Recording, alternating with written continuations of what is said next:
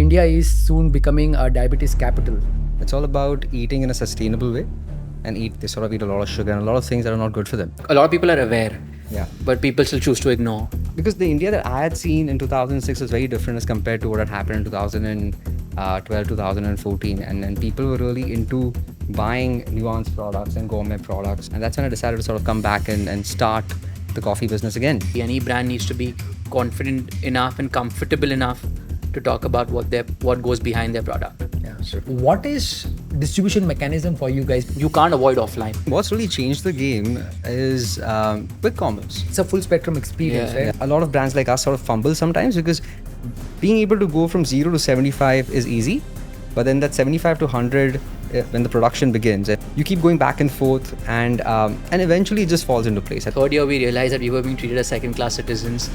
We're jumping from one contract manufacturer to another. Yeah. The best marketing is a great product and education. You don't really need a celebrity to endorse it. John Abraham was an investor in the company, and he's an investor because he loves the product.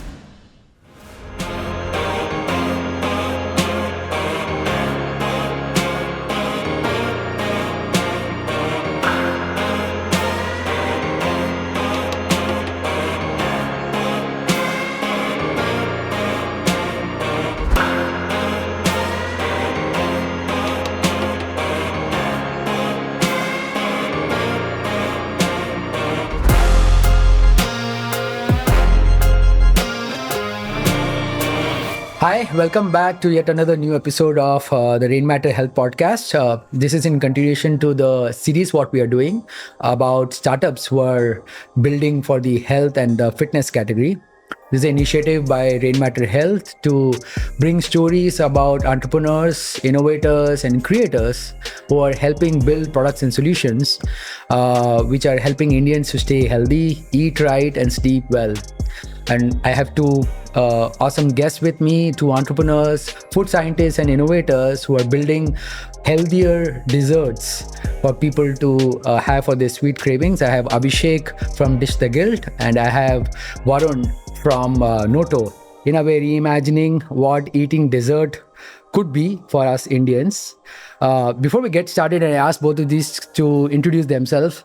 An interesting data point which most people may or may not know is India is soon becoming a diabetes capital of the world. A very threatening and a very jarring data point. Yet everyone loves their dessert. Everyone loves their post-meal sugar rush. Now, how do we change this habit and still get something healthy into our system is what these two gentlemen are building. Over to you both. Abhishek, why don't you get started, introduce yourself by something which is not usually part of your intro, and then get into the usual stuff, and then Varun. Sure. No, thank you for having us, Dilip. We're really happy to be here, and we're really happy to talk about what we do in general. And I think the idea is quite noble, right? I mean, the idea is to really take things that we love, things that we have always loved as children, and something that we started to love after we were adults, and sort of start making it healthier, or probably say not healthy completely. I think for us, from the get-go, for the last 10, 12 years that we've been doing everything that we've been doing, whether it was coffee when we started off with coffee, or we were also doing breads for a little while, and then it was chocolates and now it's cookies. The idea has always been to take minimalistic sort of ingredients that don't harm the body, and food that is also good and sustainable, something that you can maybe have and not feel guilty about. I think that is the whole concept of what we try to do on daily basis and try to achieve that. I think that's pretty much the idea of what we try to do. Yeah. Excellent. Varun. Yeah, no, thanks so much for having us here, Dilip. I think for Noto originated from a personal pain point for both my wife and myself. As you rightly said, post-meal sugar cravings was pretty much the bane of our existence. Literally every single day, we would reach out for something which was not the most healthy, was loaded with sugar and with fats, simple sugar. And when I was 33 back then, this is 5 years ago, before we embarked on this journey. and I had cholesterol. I had put on a lot of weight, and it was time I made a change for myself, right? And I've been in the culinary space, in the F&B space for about 12 years now. So I've trained as a chef. I'm very passionate about food, but I was like, I need to do something which is a little bit more sustainable for myself, my body. Um, and sweet cravings were the major pain points. So I was like, how do we go about solving this? And are there more people like me? And at the same time, is there a business opportunity here? So while exploring potential, opportunities, we spent some time both in, supermarkets abroad, and, try to understand whether something we can bring back, something we can build, and is there something we can Indianize to an extent as well. So I think that was the early days of why and how we got started with Noto. And I think the ice cream industry, which is what we do, was very boring, to be honest. There was no innovation happening there. Uh, it was dominated by 4 or 5 players selling 20 rupee ice creams, choco bars, etc. But like, there's definitely more fun that can be introduced in this space. So trying to combine the fun aspect and the happiness of eating ice creams and sweets, but yet with a healthier option. That was what kind of drove us to getting started with Noto. Yeah. No, fantastic. So quick one-liner for each of you. So Abhishek, if you had to be the marketing face to Dish the Guilt, and you have to tell a 12-year-old or a 60-year-old that why they should eat Dish the Guilt chocolates and cookies, what's your one-liner to them? Oh, damn, that's a tough one. To sum it all up in a single line is a bit tricky. But I feel everything sort of comes back into that one little wheelhouse, right? It's all about eating in a sustainable way and eating in a way where the food should not, like as he mentioned earlier as well, right? I mean, it's a habit forming sort of a thing, right? I mean, from the time, let's say a 12-year-old or a 6-year-old, from the time they're born, they sort of eat a lot of sugar and a lot of things that are not good for them. So I think the one liner would be eat this, and you'll probably be able to eat this for the rest of your life, and not hurt you in any given aspect as such. I think that is the one liner that I'll probably say to a Great. So a lot of kids 6 who or 8 probably year old. might be watching ads, which are into their face, probably they should understand that they may not be eating that for a long life, and Correct. this is something what should transition to ice cream. No, I think it's sweets without the deceit. I think that's the way I'd put it. At least, we talk about everything we use in our product. We're transparent about it. We try to educate consumers on what those alternatives that we're using are all about. And I think that's what it needs to be. Any brand needs to be confident enough and comfortable enough to talk about what goes behind their product. Yeah. True. Yeah. True. Now, so when I learned about both of you guys, one thing which kind of stood out was you guys are food innovators. Unlike in the startup ecosystems where people come from a pedigree of creating products and software products and tech products and wearables, you are being those people who have been behind the scenes curating and creating this food science, and then put in the hat of being entrepreneurs, so which is very unlike many other startups. So you are food scientists first, if I may, and then entrepreneurs, right? Let's get back to the origins, Abhishek. So what was your background before you started up with Dish the Guilt, and what made you decide that this is what you got to be building now?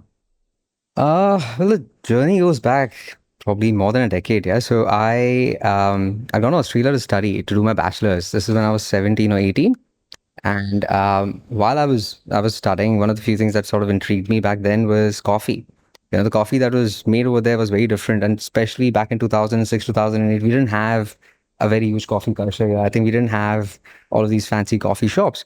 And that's probably the first time I looked at an espresso machine and went, holy shit, man, this looks great, right? And how does it work? How does it operate? So while I was studying at uni, I worked as a barista at a lot of different places. And then there's a bit of a transition that happened. I started roasting coffee. I mean, I think most Indians, especially back then, I had no idea to roast coffee. For us, coffee was just Nescafe, and that is where it came from. Yeah. That's pretty much it. For a lot of people in South, it's the filter coffee. The filter coffee, right? There you go, right? For us, it was Nest Cafe, or whatever it was, and that was pretty much it. So I was supremely intrigued. I think I started off working as a dish hand first, because that has to be the transition, and that's where it started. As a dish hand first, and I was a waiter for a little while, and then eventually I started serving coffee to a bunch of people in a lot of different coffee shops. I hopped around a lot of different jobs and a lot of different roles. Eventually, started working as a roaster at a beautiful place called Five Senses in Jasper, and that's where I actually learned the art and science that goes behind coffee. And I read a lot of books. I was lucky enough to work in the kitchen and with a lot of great chefs. So I didn't have the opportunity to really learn food as such, but I got to learn it on the job. Somewhere I just feel that I was lucky there. I got to work with a lot of interesting chefs. And even after I graduated, for me, because I fell in love with food in general and coffee in general, I decided to start my own coffee shop. I think I was 21, 22. I was like, let's do this. And there's a particular chef that I was working with. And I think back then itself, we were into the whole keto menu. I'm talking about what, 12 years ago. And we'd come up with this entire keto range and paleo range. And I had no idea what paleo was, to be honest. So I was like, paleo kya hota hai? So then, we got a special chef in, and then the person used to make these lovely cakes and food and this and that. And then one thing led to another. And as somebody who was very curious, as somebody who was extremely curious, especially with coffee, because I was more inclined towards that, especially with roasting, coffee and cocoa. We started doing bean to bar chocolates, I think, in 2013. And we used to get our cocoa beans from everywhere, from Ivory Coast, from here, from there, from India too. And one of the few things that I always felt was the flavor profiles were all over. You use a particular roaster, you roast it in a different way, it tastes completely different. And whatever treatment you give it, it sort of changes entirely. That's when I came up with this roadmap of making my own roaster for coffee and for chocolates. I was like, you know what, let's make one, because the ones that were available, that still are available commercially, there's very little you can do. Okay. Very little airflow that you can add to it, very little power that you can give it. You can't really drop the temperature the way you want. You can't increase it the way you want.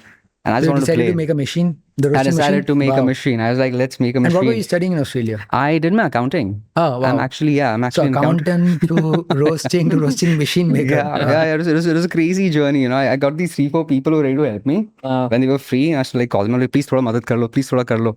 And then eventually we built out this entire roaster, which was also automatic and gave you the kind of data that you need. So at any point of time, you could tell, okay, the curve's going upwards, so you can add more airflow, you can reduce the temperature, increase the temperature. And it was beautiful. It was magical. I actually attended a few lectures at RMIT, which is a university in Melbourne, to understand the science behind roasting, and to understand how cooking or how heat in general transforms food and what happens to it. And all of this had my brain in a jumble. I'm like, you know what, I need to dive into this deeper and understand this deeper. And we started doing a lot of unique food items, even at the bar that I had for a while. So I think from there, I had this one little stint that I did in India with a very, very famous roaster. And this happened in 2014. I'd come down for a little while. Then I saw the Indian market, and I'm like, shit, this seems like a lot of fun. Because the India that I had seen in 2006 was very different as compared to what had happened in 2012, 2014. And then people were really into buying nuanced products and gourmet products, and people were sort of understanding, okay, एक ही item nahi hai, let's buy something different as well. And that's when I decided to sort of come back and start the coffee business again. I got my roaster with me. So, and the best part was it hardly costed anything, and it was really churning out great coffee. From there, of course, we were doing chocolates as well, because we were roasting cocoa for a few chocolate makers. So what we used to do is like sort of contract roast cocoa for a lot of people, purely because what I have understood, right? No matter how, a lot of people might come up to you and tell you this coffee is good, or this cocoa is good, or this cocoa is bad. One of the few things I've learned in my journey of doing this about a decade now, more than a decade now, is it's not just about a particular thing being good or bad. It's about the treatment you really give it. And this is something that I did with coffee in general. A lot of people, so there were these bags of coffees that people were ready to throw away. So I said, "Mujhe de do." Okay. I said, okay, fine, I'll take it. And it was good Arabica coffee, and I could tell, So I ran it on a moisture test and all that, and I was like, let's see what happens to this. I So bought it it's for. fair to call that you're a food scientist. Yeah, there's a lot of science behind There making is. You need food. to understand the moisture on that. You do a couple of test batches, then you get it out. Then there's something called as a VST refractometer, which is something that we also use for chocolates. So what we also do is we sort of roast the cocoa. Then after that, we brew it in a particular way. And then we tip it into the VST refractometer just to understand the caffeine content, just to understand what the cocoa is all about, right? Apart from just, let's say, moisture, right? So anyway, I bought this cheap coffee, whatever, however you want to put it. I roasted it bloody good. So I decided to sell it, and we gave it to a bunch of people, yeah, in So Bombay. you were So, selling coffee or the coffee machine? oh no, no. So we were selling coffee. So we used to roast the coffee, Okay. and then we were supplying coffee to about 140 stores just in Bombay for the longest time. And then, of course, the transition happened into chocolates because I personally love chocolates. I'm somebody who just, I mean, even as a kid, has to have a lot of chocolates in the fridge. And I can actually, I mean, that is one of the reasons we were having this conversation earlier, right? I became 70 kilos was because of the Kit Kats and the Snickers that I used to binge on all the time. Like, I couldn't live without Good that. stuff. Yeah. No, I just couldn't live without chocolates. My fridge was full of that. So anyway, long story short, I decided to sort of make the chocolate was essentially made again for me. I wanted to make a healthy chocolate that didn't have sugar in it, that was lower in net carbs, lower in calories as compared to your regular chocolates that you get in the market. And we were supplying to a really cool coffee shop here in Bandra called Birdsong. And we sort of realized that a lot of people want something similar to what I'm consuming. And we decided to put it up on Amazon. And I think then it's just been a crazy journey after that for us. in Awesome. So general, that's yeah. a whirlwind journey It's been from crazy. going to learn accounting to be a someone to brew and making machines to coffee. You got also very interesting background, Varun. Went to study culinary, and then what was that background and transition to Noto? Yeah. So I think it started off as my dad sending me to New York to work with his brother, who's a diamond merchant. Oh, And so I was actually working on a ethically sourced D2C diamond project for my uncle. Was trying to kind of help him get it off the ground because he had access to a diamond directly sourcing from a diamond mine. So that was about a 1 year thing. And then contemplating whether to do my MBA or not is when I was like, I know I'm not going to go back and do a corporate job. That was not something I was ever keen on doing. And food has always been a passion. So I was like, let me attend culinary school, do like a shorter course, maybe not a degree, but I think I did a 9-month diploma program. And the school was in New York. It was called the Natural Gourmet School. And the reason my parents allowed me to go to that school was, and they supported me, of course.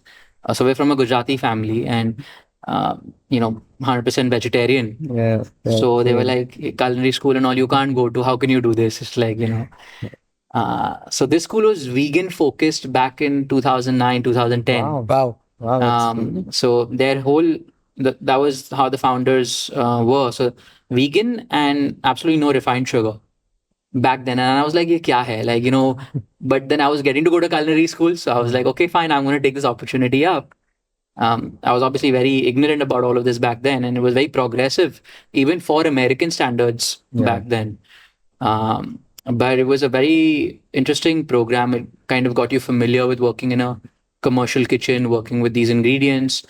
And you had to also do an internship while you were studying. So morning 8 to evening 4, 4:30 was classes, and then 5 to 11 in the evening was working at a restaurant. So I worked at one of these Mario Batali restaurants in New York. It was a Roman casual dining restaurant.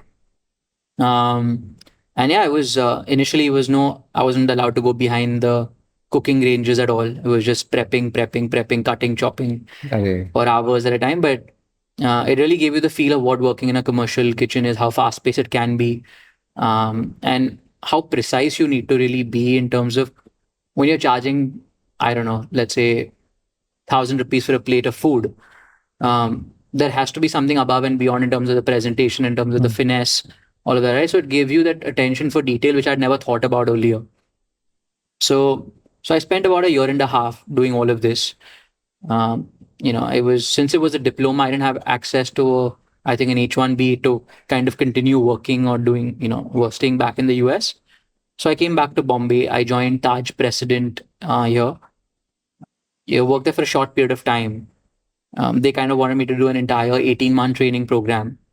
I was like, नहीं यार कुछ खुद का कुछ करना है. I had the itch to kind of get started by myself.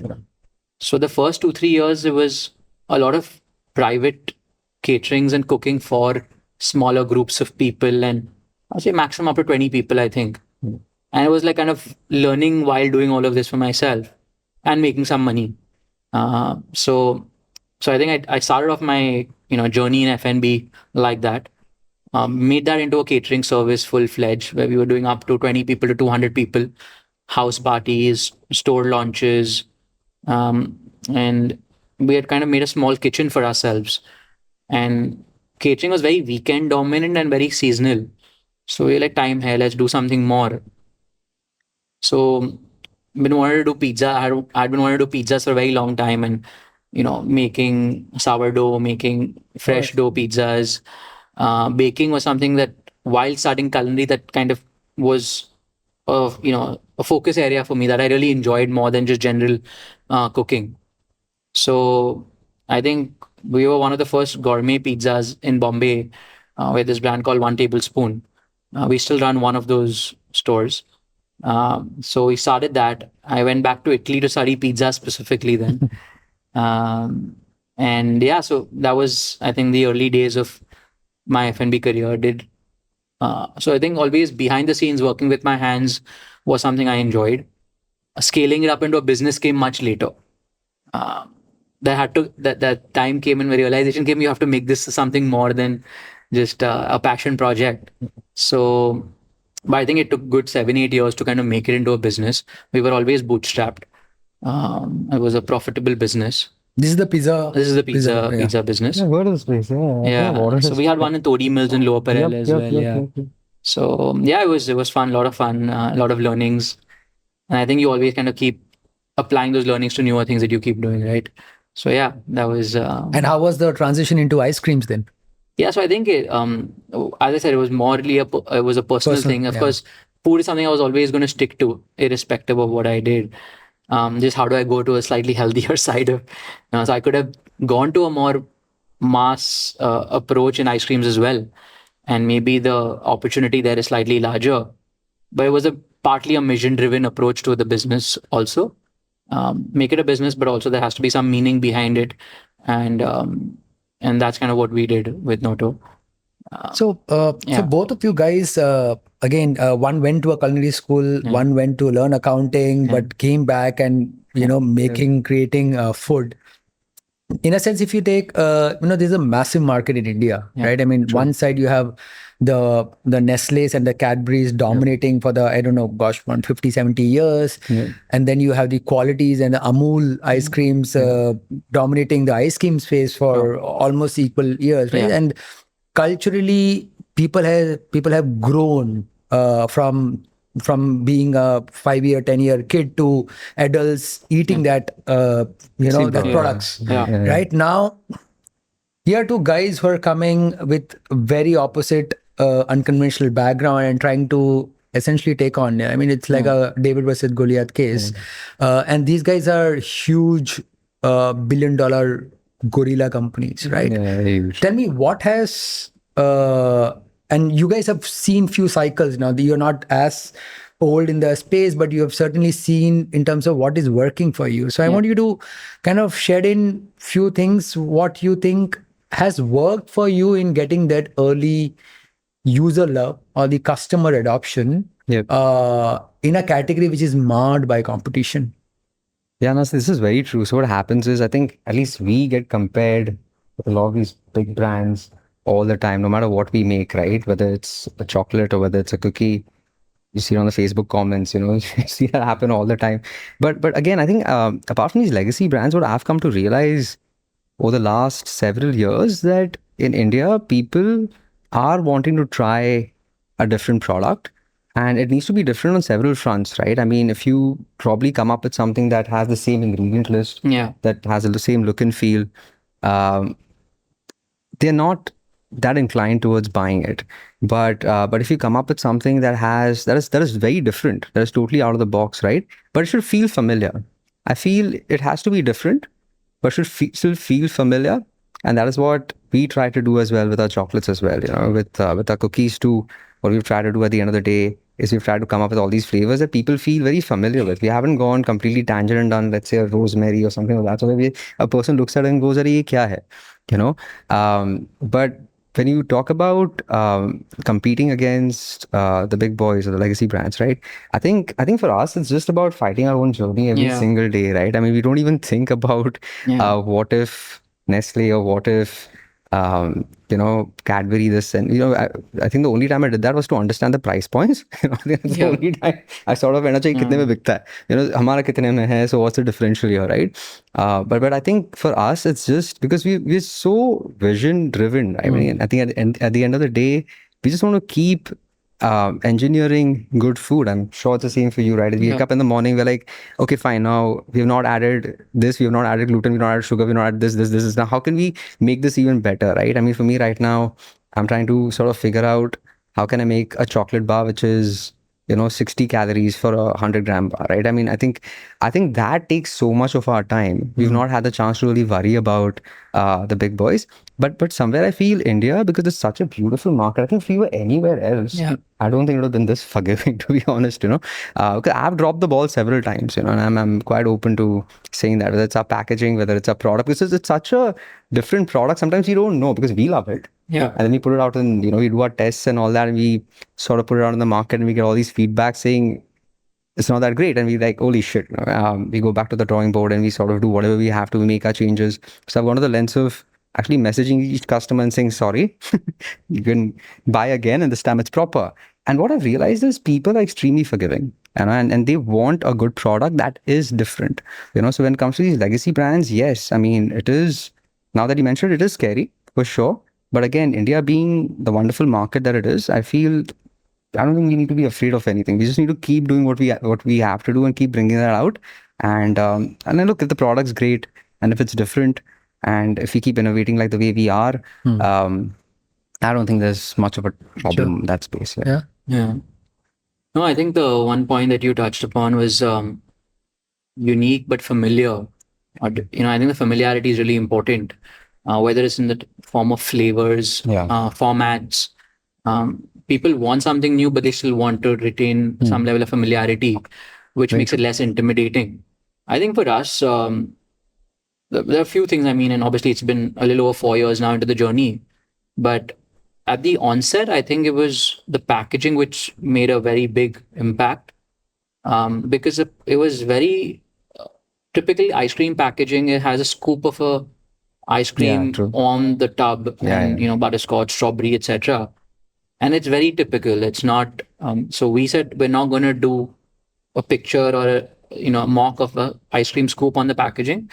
We're going to have unique illustrations, unique colors, and what is the USP of our product is going to stand out in front of the packaging. So when we put 75 calories, some people ask, ये pricing है क्या है, 75 rupees में बिकता है कि 95 rupees में बिकता है. But it got people wondering what this is. And I think that was one of the key things.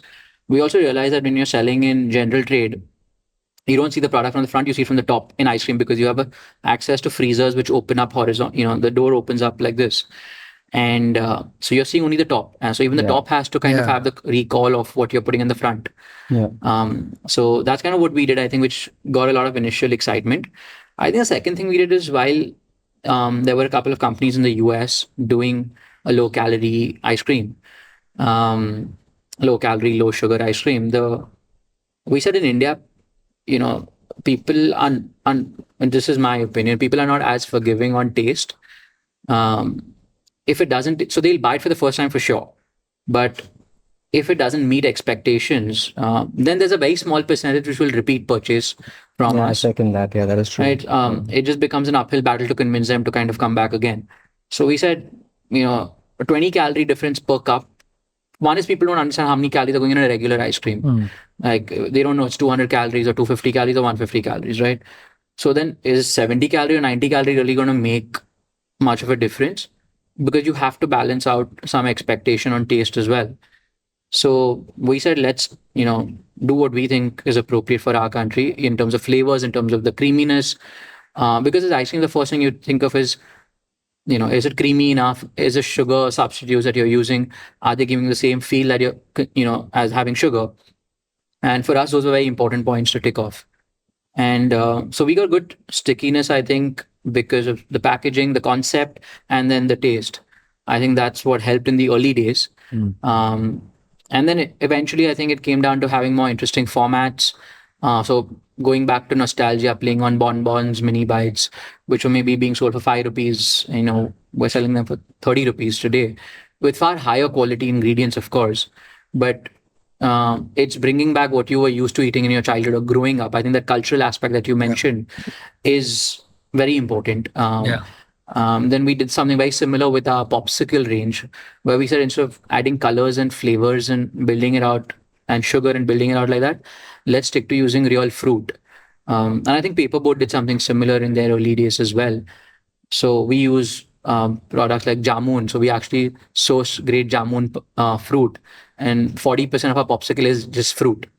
And it's way more fibrous and pulpy than a regular ice candy would be. But we said, let people have something which is just, it really gives you a burst of flavor. It's fresh, it feels natural. So I think that's what kind of worked for us, I think. Yeah. So the interesting piece in both of you guys, like I say, you're not in a way a new category creator. Like, people have been eating chocolates and biscuits and ice cream for eon years, right? But you're kind of reimagining the same thing what they're eating with a new perspective. And of course, we'll get into it in terms of why it's healthier and why is it different. But if you kind of go back, for the past 25, 30 odd years, for largely this category has been khane ke baad kuch meetha khana hai. Yeah. Right. So, so it's mostly fridge would have a Dairy Milk or a Cadbury or a 5-star or maybe a 1 liter of Mother Dairy ka ice cream. That's been the culture for the longest time, right? So taste, you've kind of grown up into the same butterscotch taste, same vanilla taste, or same Cadbury taste for the longest time. And there has not been that experiential difference what it is now in terms of eating that for the need of having the nuanced experience. Like, now you want to eat a chocolate because you want to taste a different chocolate. You want to eat an ice cream not because you had a heavy lunch and therefore you want some sweet cream, but you want to eat it for its own keepsake, right? So innovation is super important. Talk to me, and we briefly touched about like how you're sourcing and how you're making it. What does it take to build a process? Because you're doing core R&D in a sense, right? I'm sure back in your office, you have a system where you're kind of constantly figuring it out, what works, what doesn't, and it's iterations. Some palettes, like you said, in South, it could be a filter coffee element. In the West, it could be something else. Talk to me, what is typically your R&D process looks like? From how do you figure out, look, this is an flavor which we want to launch in a quarter's time, and how do you kind of back engineer from day zero to say, okay, let's, because I largely come from the software tech world, and I'm fairly known how engineering a product goes there, but in food, I would assume it's much more iterative. So talk to me about the process. Well, it is, and it's quite interesting also, because what happens is, just like writing a code, right? You have like a bunch of things that go into it, right? I think with food, the thing is, you really want to match the flavor. So let's assume from 0 to 100. Like, let's assume today we are sitting together and we're like, okay, fine, let's do a red velvet cookie. This is what happened to us in Jan, right? So I'll give you a live, real example. Just be easier for me to tell you what happened during that journey, because that particular cookie did fairly well for us. So I think the first thing we did was we bought a bunch of red velvet pastries to understand what is the expectation that people have when they hear the word red velvet, and what is it that they look for, right? As soon as we got the pastry in, what we understood is it needs to be creamy. If it's not creamy enough, people are not going to like it. They're not going to understand what you try to do. Doing a flat cookie is not going to work. So now, assuming you're at 5, right? So the first thing we try to do is actually get the red velvet flavor through and through without adding any essence to it. I think the first biggest challenge we had was we were using our own white chocolate, but apart from that, we had to get the red color in. But as you said, we didn't want to use, we don't want to use colors. So we decided to use something that was more natural. We got a lot of different fruits and vegetables that were red in color, but the flavor profile wasn't matching, and that's when we got beetroot powder. So then now you've gone to like 15. You've managed to get the color right. So now you've done the first leg of the stool.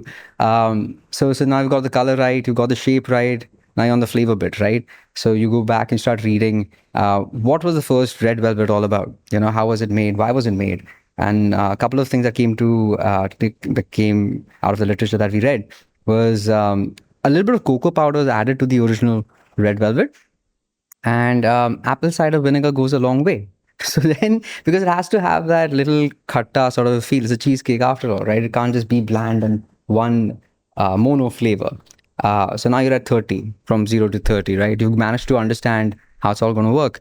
So you start putting everything together. You put in your chocolate, your white chocolate, you add some almond flour, and then you add a little bit of beetroot powder, you add a little bit of your apple cider vinegar, and then you mix it all in.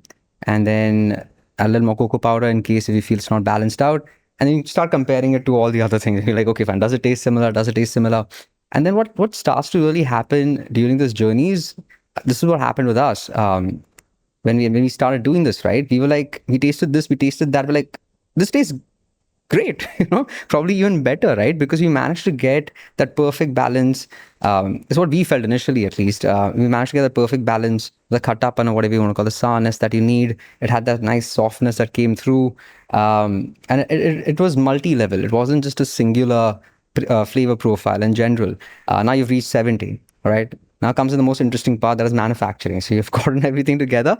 Now all you have to do is be able to manufacture it consistently. I think that is where a lot of brands like us sort of fumble sometimes, because being able to go from 0 to 75 is easy, but then that 75 to 100, when the production begins, and when you say, okay, fine, you've got your lab reports, you've done the work, you managed to make that beautiful sandwich, which has that perfect, divine red velvet flavor.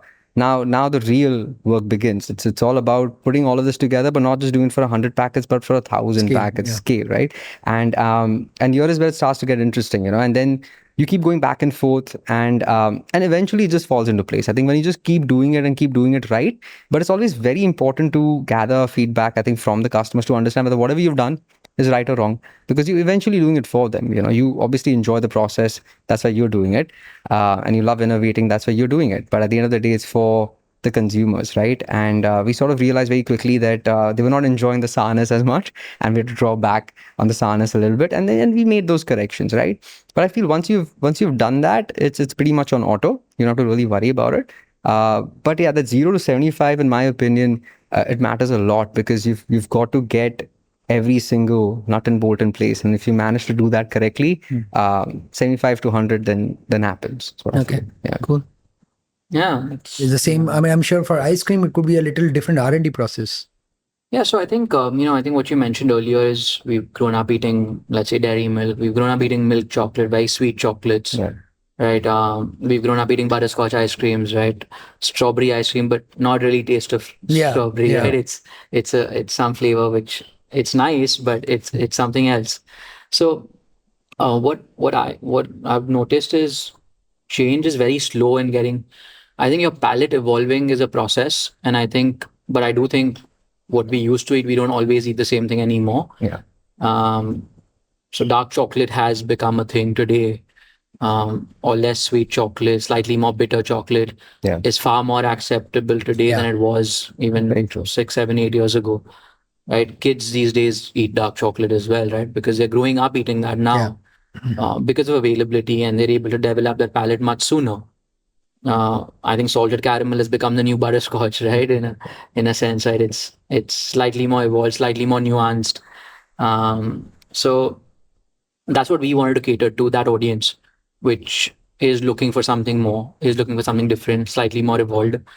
And that's how we kind of thought about building on our products, that, we don't want to go head to head in competing on flavor profiles with a big ice cream company or a big company, because we're not going to win on that. And what is really unique is just the USPs about a product or just the healthier angle of the product's not good enough, I think. There needs to be something more. And I think what was also kind of gets forgotten in industrialization and commercialization of any food product is, you stray away from using natural ingredients or as close to less processed ingredients because of convenience, right? It's easier to use flavors and colors over actually using fruits and actual chocolate and actual cocoa powders versus using flavors, right? So we said it's going to take a hell of a lot more effort by doing to do this, but then the product is able to speak for itself, and then you don't have to post feed marketing to a consumer and say buy my product or slap it in a consumer's face and say your marketing spends definitely come down by what you're being able to give a good product. a good product, right? So I think the other data point we obviously look at is which are the best moving flavors in ice cream in a particular category, in a particular format. What is our spin on this going to be? Okay. Then the same thing, how are we going to build that out from an R&D stage? The actual production is always the most complex because nobody on the floor wants to take up something new, right? They're already so ingrained in a process, and with every, like, we have probably 5 different kinds of ice cream bases that we make today, with very small nuances, but for the team on the ground it's a headache. Like, do ingredient change ho gaya, temperature ye change ho gaya, right? And then for them to keep a track of those SOPs and make sure we're able to deliver the consistent product. But I think the big step we took was taking over our own plant. We were earlier doing contract manufacturing, and product IP was getting leaked a little bit. Quality was not as good as we would have liked. And most importantly, we weren't able to turn around things from R&D to launch in a very short time, which is what we've been kind of able to do now with having our own facility. So that's been a very big help. And that's an interesting bit, right? I mean, there's always this constant tiff between whether you be a brand or you become an R&D company, or this is you also own the manufacturing stake. I think it's a full spectrum experience, right? You can just be an R&D and just spin it off someone to manufacture it. Or you could just pretty much own it to give a very delightful experience because there's nuance aspects across, right? Do you think in today's world, to get that delightful experience, and it not necessarily has to be good or bad, in your perspective, is it depending on stage you are, does it then therefore a new entrepreneur has to decide that they have to own it, or they can be fragmented and disjointed? Look, I'll be honest, I've heard a lot of horror stories about, smaller startups trying to give away their manufacturing to somebody else. Because as you just mentioned, IP stuff, things like that happen. And I think what happens is, especially when you are like, when folks like us are trying to recreate or create something that is different, you wake up in the morning, you want to go to the factory, you want to see what is going on with your own 2 eyes. Like, he said he loves making things with his hands. I like to sort of do something very similar, but with my hands, with my head, with everything, right? So it's very important for us to sort of go to the factory and see what is going on from 0 to that 100, and then more than that, I think, because it's also passion that has gotten converted into business, and not just a business that we're trying to run. We will be involved, or we'd like to be involved in that every little nut and bolt that goes into it. And I think when you give it away to somebody, I'm not really sure if the contract manufacturer really puts in that extra level of work, because at the end of the day, right, small little things like, like roasting of the cocoa might change the entire flavor profile. Now, you can't really trust the person. You can, but you're not. I mean, at the end of the day, you don't sleep easy at night knowing that "Achha, chalo, humne kisi ko de diya hai." And then I think that just becomes easier once you've become a lot bigger, and you can have X number of people with the contract manufacturer while the manufacturing is happening. But I feel given the state of the business where you're really trying to grow, contract manufacturing, in my opinion, does not really help the business in any given way. Is it agnostic to what stage you are, you mean? Sort of is. Okay. I personally feel if you have access to your own manufacturing facility, and every single day you sort of just wake up to do something new and something different, right? And if something goes wrong, and if something isn't right, it's just easier for you to control the narrative there and then. So I don't know. I'm a big believer that if you're manufacturing everything in house, I think you can do it for the longest time until you reach a stage where you're like, okay, fine, I can't do this anymore, right? Especially when you're creating something so different, right? And as I said, we're trying to create this chocolate that is 60 on 100, and I don't know if I have the heart for somebody else to sort of do it, because if something goes wrong and it's not a 60 on 100, then things go out of whack, right? Yeah. So Yeah. So I mean, I think today for us, I think it makes sense. In the early days, I'm not so sure, because one is capex costs. In our case, while it wasn't very significant at that point, I didn't have that much bootstrap capital available. I decided to put that money into building the brand. I think I put in 50, 60 lakhs with my own money in the first year, pre-launch and the 6 months into launch. And since it was only that much pool that was available, those were my priorities. And I think it did come with a certain compromise for sure. I think also depends on the product, right? If you're making a very industrial type product, or you need industrial equipment, let's say it's cereals, or let's say it's dry mixes for pancake batter, something like that. Kind of hard to do that in house, or it may not make sense to do it in house, in the early days at least, because some of these machines can cost crores of rupees, and it's until you know whether there's a proven fit for what you're doing. It's it's a risk then, right, that you're taking. It's a big risk, because the machine just starts getting devalued if you can't use it or put it to use. So, but today, of course, I think, so the third year we realized that we were being treated as second-class citizens.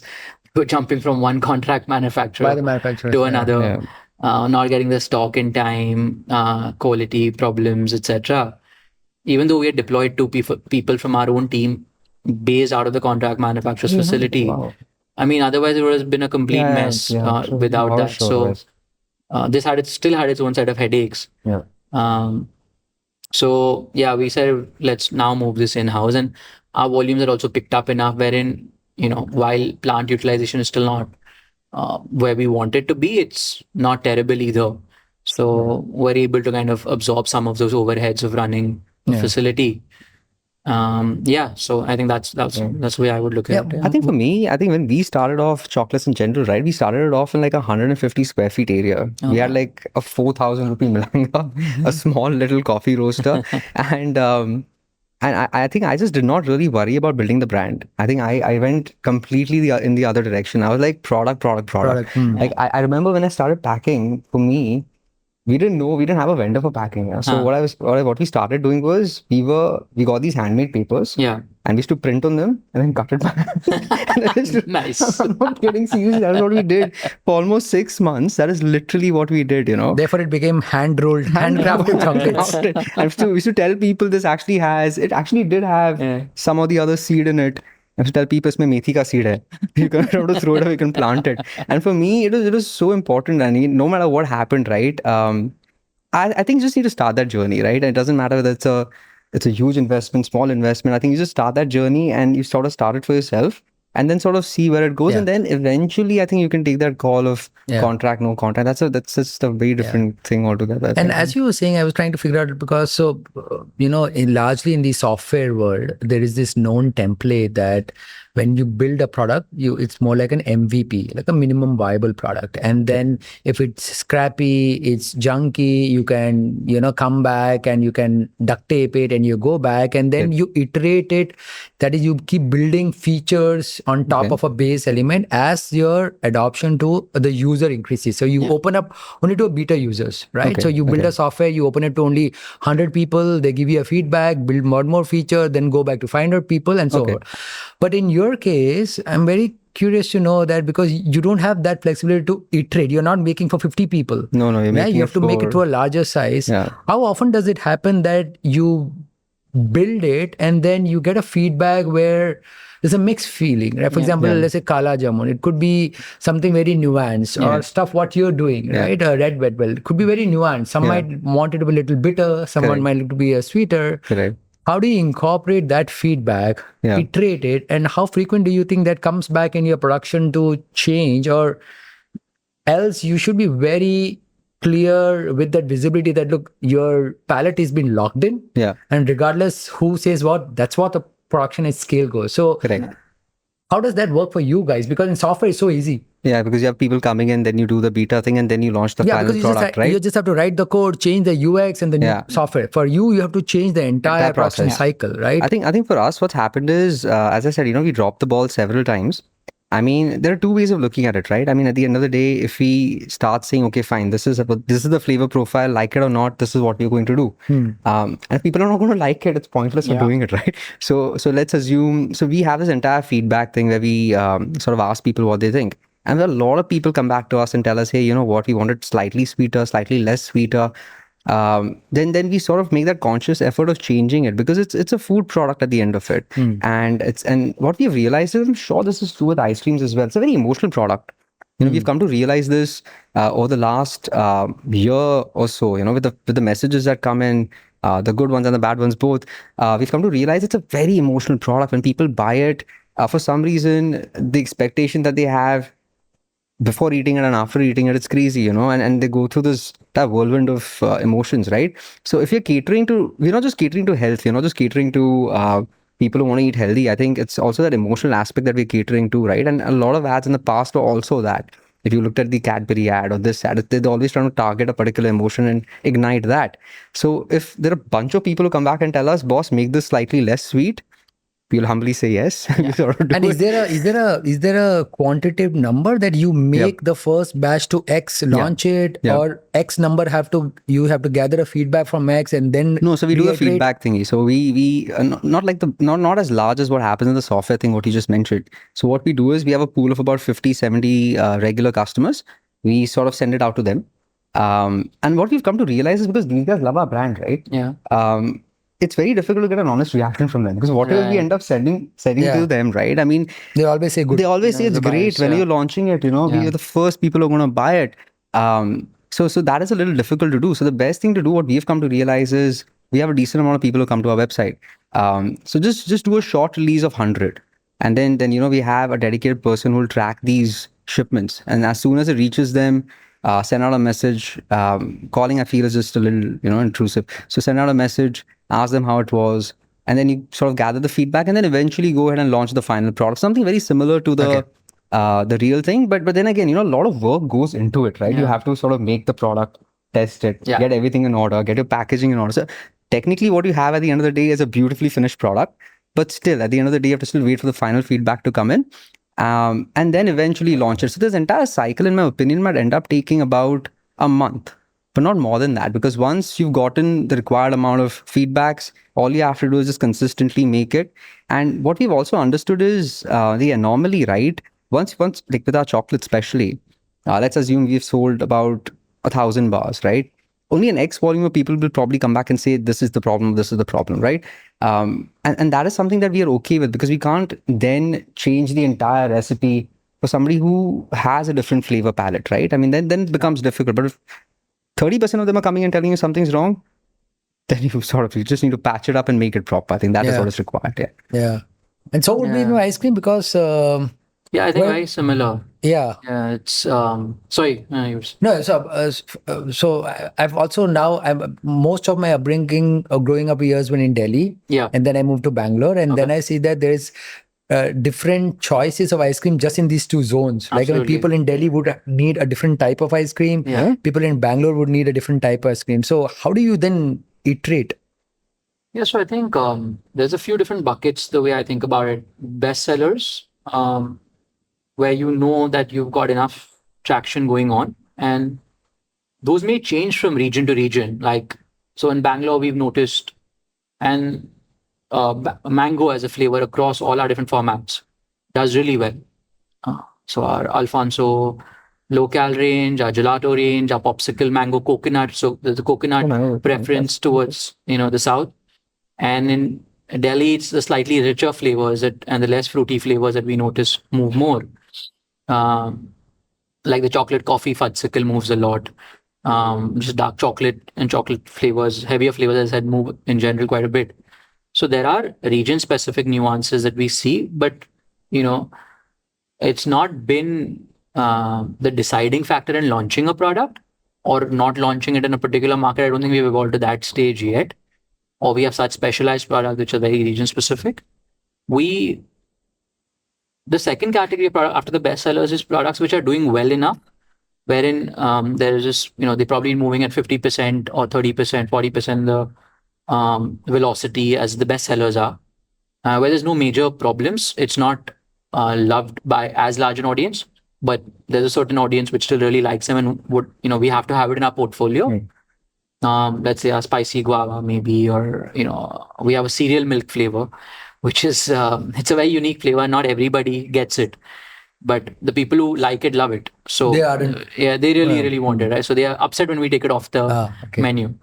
So we continue to have those. And then there's been, I think, probably 2 or 3 instances when products have bombed or flavors have bombed, and people have just not liked it at all. And we've then sometimes not been able to fix it, and we just then have pulled it off the shelf. Because I'd rather not have that negative association. And if that journey to fix it is a 6-month journey to kind of really get it right, I'd rather wait that out, pull it off, fix it, and then relaunch if I had to. I think there was a chocolate orange flavor. Chocolate orange is a great combination, and I really like it. So खुद के लिए मैंने बनाया, खाया, बहुत पसंद आया. Small peer group also liked it, so we launched it. But we didn't get great feedback. They found the orange rind too bitter, and maybe we could have improvised on that particular aspect of it. But we pulled it off the shelf and said. So do you guys to make those decisions? Yeah. Is it more because you're looking at the entire country as a market and not just pockets, right? So, like you said, coconut, because of this pungent, this thing might be more favorable down south, but might not be as good in north, right? Yeah. So, do you make this rollback decision basis on that? Okay, if it's not going pan, it might not be fair to your production and your supply chain, or for emotional reasons you think, okay, it's working in south, so let's stick to it, and probably we'll make something equitable in north. How do you make those decisions on pullback and iterations? So I think I've only had one instance of this. Okay. We launched a mithai range last festive season. These are proper mithais, not ice cream. No, not ice cream. We launched like 6 mithais. Okay. Very traditional mithais. Rasgulla, gulab jamun, malai peda, etc. Sure. But we made them with 0 sugar. There was one called, I think, Mohanthal, which is a very Gujarati, this thing, like region dominant. And nobody else in any other city really, Bombay still people know about it, but it's called different. It has a similar taste profile, but it goes by different names in different cities. So people just didn't take to that. So we didn't pull it off all the markets. We continued to sell it, but we realized it's going to sell more in one particular city than it's going to sell elsewhere. Yeah. And if I were to do it again, I'd probably have a different branding for it for another market. Same product, but a different name for it. So that was one interesting this thing we came across. I want to get into the the trenches of the product. Now you guys put it out there that you're low sugar, low calorie, and therefore it's healthy. Like we said at the beginning, it's not the healthiest, but it's a healthier version of what you're doing, say the healthier alternative. So can you guys break down the key aspects why you continue to be tasty and why still you have that tinge of still the palate be looking like a chocolate and a typical ice cream? Because back in the days, 5-8 years back, a healthy ice cream or a healthy chocolate would mean that it's just not going to sit well with your palate, right? It's not going to be sweet. Taste great. I mean, it's not taste sweet. So I'm sure there would be some commonalities how both of you crack in your categories, but each one by one, what does it still take you to not add a typical refined sugar or anything and still make? So what are these key ingredients for you which goes in your chocolate SKU? So I'll be honest, when we started off, right, we had no idea that these substitutes were even available. So when I wanted to make this chocolate, as I said, we started off with a small Malanga. Earlier we were making sugar chocolates. We were making it for Kala Goda coffee shop. There's a coffee shop called Pantry. We're doing it for them. And when you say sugar chocolate, you're putting normal sugar. And that is what we were doing. And then, of course, we had this epiphany where we went, okay, fine, let's quickly make healthier chocolates because I want to eat healthier chocolates. And it just made a lot of sense to do something that was healthy. Um, and I think one of the reasons why we're being able to do it now is because we have, I mean, alternative sweeteners are easily accessible.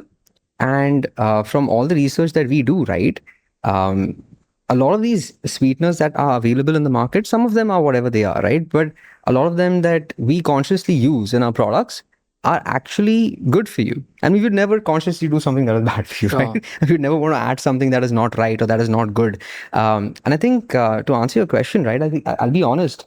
For me, it was the accessibility of having, let's say, a stevia or a monk fruit or an erythritol, and having these components that were zero in sugar, that don't spike your insulin levels. Of course, there were some concerns initially when we started using some of these sweeteners, because the more I read about it, the first thing that came to my mind with erythritol, yes, it is zero sugar, it's a sugar alcohol, is it good or not?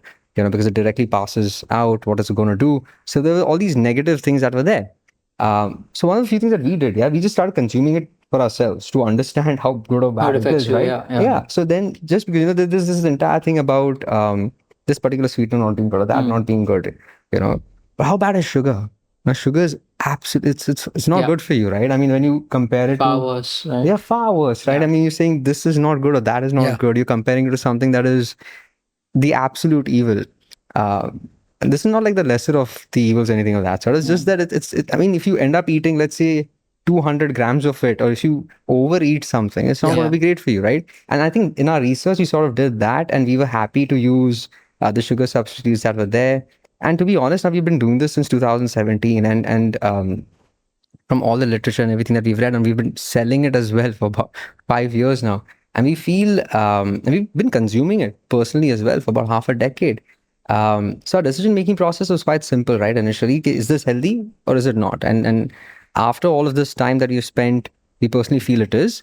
And back then also we felt it was, from everything that we had read. And again, I think having access to these sweeteners, which were very difficult to get your hands on, let's say 10 years ago, monk fruit, stevia, I mean, it was very Absolutely. I difficult. think It that was was just definitely a super game hard, changer. right? Yeah. You had no other option but to use natural sugars or refined sugar, because it was not there. I think that is somewhere where we've gotten lucky. And I think what we are all trying to do over here is sort of create a product. I mean, when you say healthy, what is healthy, right? I think that's a real question we're trying to sort of answer, right? I think that is where we sort of go back to the drawing board, and we're like, okay, fine, this is healthy in the sense the raw material that has gone in is better in terms of your macros and your micros also. So when you look at your macros, you look at your micros, it's better, it's far superior, right? It's good for your gut at the end of the day. And it works on every front. I think that is where the mind space comes So therefore, from. it's an healthier alternative. The hence it's Yeah, the yeah. healthier All alternative. right, Varun. Yeah. So same alternative sugar So I think there's substances. a lot of similarities. I think most of them are same. Uh, so so the way I think about this is, right, access, as Abhishek rightly mentioned, is super. Was a game changer. Yeah. Like having access to erythritol, stevia, monk fruit, FOS, Yeah, it was too. right? So it, and then you think that when you use these sweeteners in certain combinations, certain percentages, you can mimic the taste of sugar, the same sweetness profile without the bitter aftertaste, all of that. Like, why the hell should you consume sugar then? True. Right. So that was thought, like, and this is a very emotional eating thing. Eating sweets, eating desserts is very emotional. So, but when you can do this, when you can recreate this without a compromise, well, like, we have to do it. Right? And this, by virtue of also doing this, you're cutting down your calorie from sugars, carbohydrate, 4 grams, 4 calories per gram, right? And this was effectively the combination you use comes down to as low as 1.5 calorie, 2 calories, even 1 calorie, depending on the percentages you use. So that reduction in calories, not consuming sugar, which doesn't, you don't get your, glucose spikes. And in the case of ice cream, what we also did is, by virtue of some of these ingredients, the sweeteners itself, um, we also reduce the fat content. A typical ice cream has anywhere from 8% to 12% on average. Commercial ice creams have, and the calorie reduction really comes. Fat is the highest calories per gram. So we said, we don't want someone to feel full or sick after eating a whole tub or a whole cup of ice cream. Um, and what people effectively do is they increase the air. They have a higher fat percentage, but they increase the air pumped into the ice cream, thereby making the product more economical. We're like, we'll keep the fat content low. We'll put less air into the product, hence making it creamier, a little denser. And I think from a chef angle, what happens is the flavors are far more uh, kind of bold, and when the fat is lower, They're it allows the modified, yeah. flavors to kind of come through. Right, yeah. The thing is through, it's the thing Yeah. right through. So especially, and then you're doing a lot of in a country like India, which is largely tropical, and fruit flavors do better. Yeah. It allows the fruits to shine as well. So that's kind of what we did, and we were also very clear that we don't want to do slightly more controversial sweeteners and sweeteners which have probably had documented side effects. Yeah. So we said we won't do aspartame, we won't do K-sulfane, we won't do sucralose. Let's stay away from those at least, because we also wanted all age groups to kind of consume Yeah. the product, right? So that was our thought. So, there's also this thing of first principles that why a certain product or a brand is created and what it stands for, right? Yeah. And I hate to keep going back into this example that if you look at these large legacy brands, they stand for because they want to sell chocolates, or they just want to sell ice creams, right? But then there's this new wave of innovators, folks like you, who are also bringing this narrative that it could also be healthier. It could be alternatives, right? Correct. And somewhere that stands out than the fact that it's a chocolate or it's an ice cream, right? True. How, for sure, I know it's not easy. Therefore, I would ask how hard it's been to paint that narrative out to say that, look, this understanding what a large portion of people have got, that because of refined sugar being used, that it is going to harm your health. Yeah. Yeah. Hey, by the way, this product which can actually cause no much harm to you, and this can also do good for your sweet craving. So, what was what was the challenging part for you to kind of build that narrative first to say that this is the the healthier alternative bit? See, I'll be honest, in my head, or from what I've noticed, right? I mean, I would call this like the third wave or the fourth wave for the food industry where we are. All thanks to the tech that we have access to, all thanks to the knowledge that we have access to.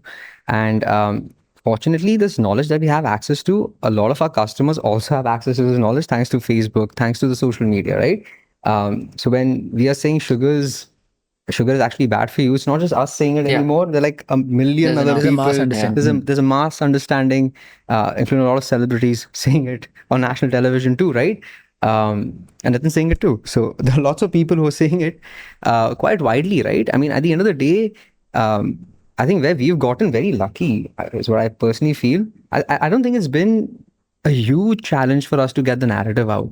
I think for us to tell people that this is a healthier product, all we've had to do, and I think you've done it beautifully as well. You've actually written the macros, the beautiful design. You've written the macros right on front, and because it's a healthy product and we're saying it's healthy. Yeah. People are looking for that. They're looking for the macros to be correct. And I think we've just been lucky because we're really in that third wave or the fourth wave, whatever you want to call it, in the food space, where we managed to, like, as I said, I had a Chotu Milangar, which I was doing my stuff, and I just put it up on Amazon. And before we knew it, in the chocolate space, one particular chocolate, which is the 85%, was number one. And I didn't know how to do any marketing back then. I had no idea how to do an Instagram ad. I knew how to do landing page because it kept saying, please do a landing page ad. So I kept doing that, right? But apart from that, I had no idea. I just put the product up and then the algorithm of Amazon took over. And I think that way we've been lucky. But I feel moving forward from here, we'll definitely have to put in a little more work to sort of tell people that this is different in a lot of different ways as compared to the legacy brands and the big brands that are out there, right? And constantly, I feel for us, more than trying to tell people that this is healthy, what is really important is just keep making products better.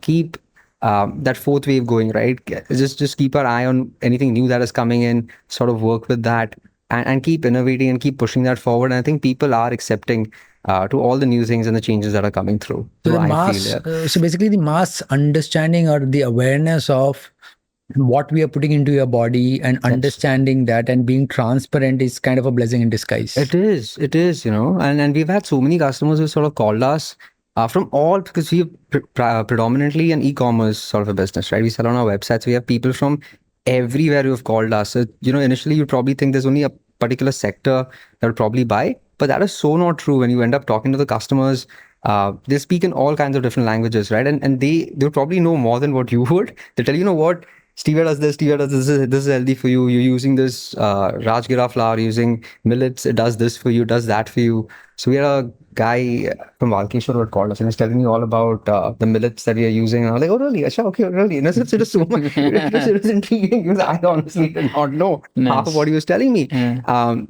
it is so cool because people are informed, and going through that effort to sort of start educating people from zero, I don't think it is required. All we can do is put it out there and subtly say, oh, you know what, this is there and this is good and this is what is good about it, rather than have the show. I don't think it is required because thanks to the social media, that's pretty much it. Yeah, no, I think my view is that there's a small percentage of, so I think a lot of people are aware, but people still choose to ignore. I think a larger percentage still chooses to ignore what's good and what's not good for you. And I think it's due to just life. I think just time, availability, pricing. I think those are some key factors. Mood, right? I mean, it just it's hard to convince a large set of people in a short period of time to buy into what you're doing. I think it's a very long, slow process. I think it comes with constant innovation, improvement in the products as well. Availability of those products and at competitive price points where people are not comparing you to, in our case, let's say a Baskin Robbins or a London Dairy or a Häagen-Dazs.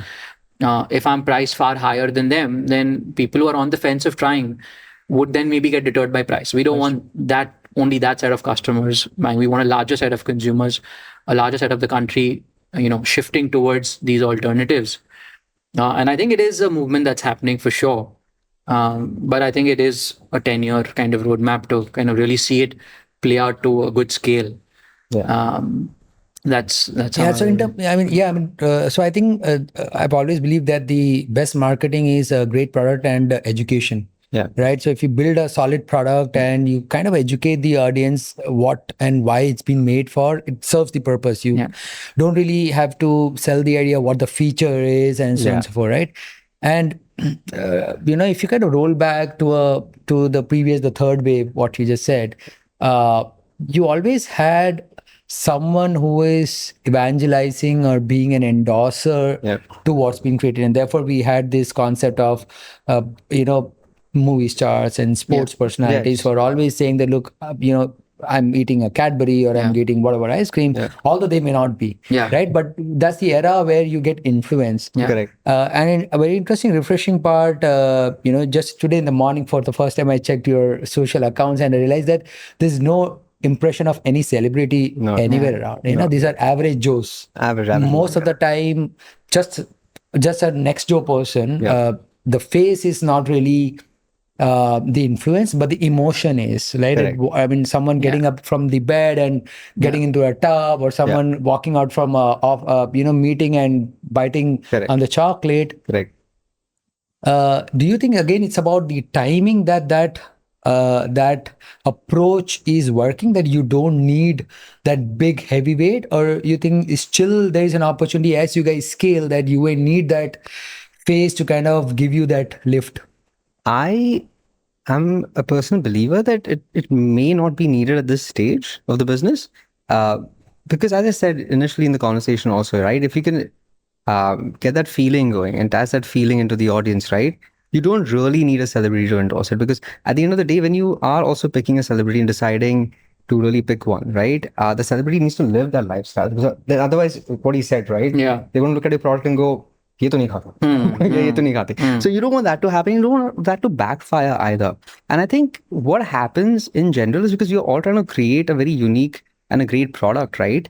And I think it's selling okay. It's decent. It's not crazy like a Nestle, but it's okay, right? Touch wood. But I think right now getting a celebrity in how much value is it really going to add? I think that is the question that we sort of ask ourselves.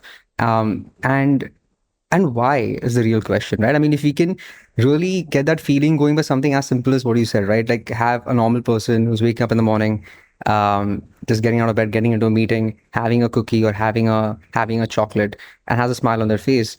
That I feel is good enough, rather than, let's say, an ex person coming in and doing an ad altogether. What feeling does that also give to people? So let's assume if you do get a celebrity who's, let's say, eating an ice cream, eating a chocolate, what emotion does it really bring out? That I have not personally been able to answer that question for myself yet, because I just feel you do it to increase your brand awareness. Yeah. I think it just helps to really, because when you look at a celebrity holding a particular product, you're like, everybody's going to look at that person and be like, okay, fine. There is a product that exists that sells, let's say, chocolates, cookies, ice cream, so on and so forth.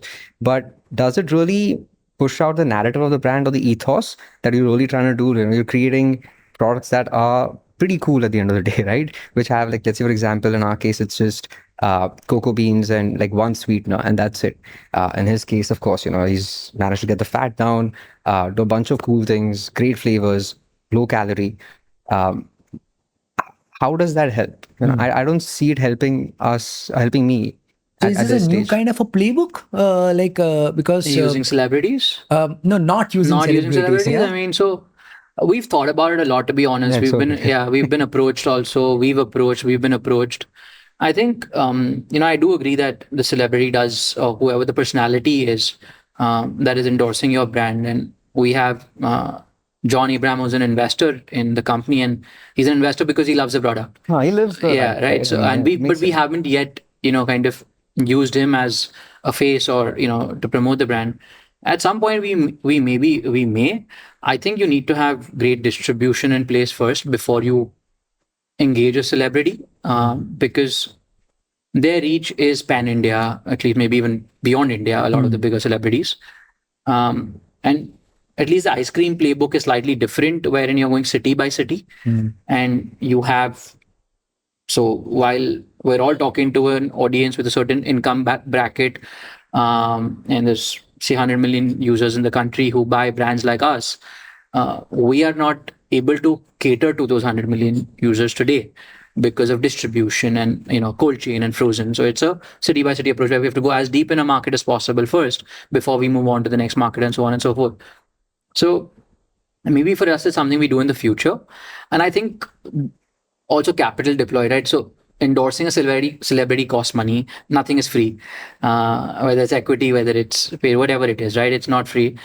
But I think the budget required to amplify the celebrity's video shoot, like let's say we're sitting here talking, celebrity comes, charges 1 crore for a day doing something like this, but then the amount of ROI money you need to spend to amplify that is far higher.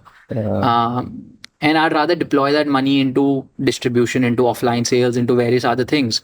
So I think there's better ways, and I don't think it's a must do by any means. I think there's enough solid brands that have been built without leveraging a personality.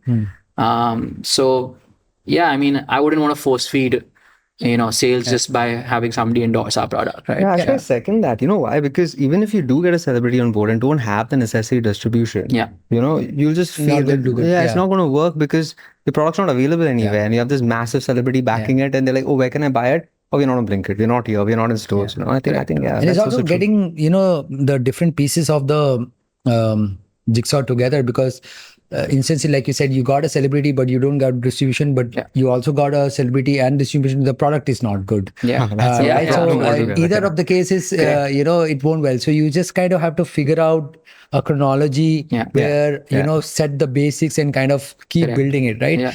And, we spoke about iterations. We spoke about, how to go about and, figuring out that brand building. One aspect I realize is, unlike many other, physical or a digital product, in your case, the feature is the flavor. Like in a software world, a new feature would be a new thing you can do with the same application. For you, and the age-old, legacy process, this one vanilla ice cream that will continue for 50 years, right? Or just one Kit Kat or a nut crack, nuts and crack, right? That will, right? But for you guys, you would stay relevant if you keep innovating on the flavors, and Oh, therefore you 100%. keep coming back, because unless someone is an ardent flavor of one flavor and stick to Correct. it, you are coming back with a new flavor. So Yeah. that's your Correct. feature in the sense, right? Oh, You're coming back 100%. with new Sure. features, right? What's your discovery process? Because like what we said in the beginning, I mean, there is a process on iterating. Correct. You go back, you figure out whether you bring a red velvet or you bring a mango Butterscotch or coconut. mango coconut. You Yeah, figure it yeah. out, Yeah. but you got to constantly do it, either seasonal or maybe a brand new pieces. Maybe every quarter you might have some cadence. Yeah. How do you figure it out? What is this new feature? In your case, what is a Yeah. flavor? How do you source that idea? Because building is, we figured it out how Yeah, you yeah. build it, but how Yeah. do you source those Those feature ideas. ideas? I think what happens is when we travel, right? We see, at least for me, right? Yeah. I like to go out a lot, and when we do, we sort of have a look at the menu. We ask them what's the best seller. You know, that is one of the ways to tell. And then, of course, we have a lot of customers sort of come back to us and tell us, "Hey, why don't you launch this flavor?" I think one of the only ways to know this is through a social standing. Either go out a lot, you sort of explore what is happening around the world or in India, to really understand what works, and then sort of experiment and then sort of work towards building that particular flavor. But as you said, being relevant, at least for a brand like us, our kind of breed, it's very important to keep doing this constantly, because the entire brand is built on these drops. Now, I've come to realize quite recently that when you keep dropping newer and newer products, it definitely helps, to build a newer and newer audience, because you never know where you're going to strike the chord, right? And for people to keep coming back, and I think Nike and a lot of these large food brands and also a lot of these clothing brands like Jaywalking or Blue Orange, for example, do it very often. They have like a drop coming in every few months. And I think that is also required with food, especially when you're new and when you're Yeah. innovating. And you have the innovative fire at the moment, right? It's ignited, it's right there. And you want to go out there and keep coming up with new products. But I personally feel when you go out a lot, or when you're with people, when you talk to a lot of people, they'll suggest something like a lavender and this, a coconut and maybe a lemon, and then you probably go back to the drawing board, go back to your lab or wherever, and sort of start making it and then taste it and see if it actually works. Like we are working on this. So this happened recently. Actually, there's a customer who came to us and he kept coming back to us and he called me personally as well. He wants a cream cookie that has pineapple in it. So Has pineapple. Pineapple in it. Wow. So now we have Nice to one. figure out how to get these freeze-dried pineapples. Yeah. We have to get everything together, right? And we're like, okay, fine, chalo, we'll do it. Okay. And we're planning on launching it within a week. So it's basically it's normal cream. It has pineapple on top and pineapple, pineapple cookie, and cream in the middle. And we're doing this because the customer wants us to do it. So I think that is the process. You either get it from, and somewhere you get lucky, and somewhere things just fall into place for you. I feel. Yeah. Same for you, Varun. And Yeah. Varun, one thing which I also wanted to check with you in particular is that unlike the cookie chocolate, Yeah. that's pretty much runs this throughout the in terms of Yeah. demand, right? Right. For you, there's this seasonal thing. Like Yeah. in winters, possibly Yeah. people will not consume as much as Yeah. ice cream, particularly in others, right? So then, Correct. how do you modulate on those features? No, we sleep in the winter. You're hibernating. No, I mean, yeah, it is. So ice cream is definitely a seasonal business. And when I say seasonal, you have, it's sort of like the wedding industry. Yeah. It's sort of, like Ganpati comes, right? People are working all year for those couple of months or few months. So for us, it starts in Feb and goes up until June. And those months, it's just, you typically cannot make enough. Demand is far higher than supply in those months. And at the same time, you can't plan to, build your factory and infrastructure for Just for a few months. for yeah. a few months as well, right? So that's kind of what happens in our case. Also, it's, I think as we've scaled over the last 4 years, we've chosen cities across the country, north, west, south, etc.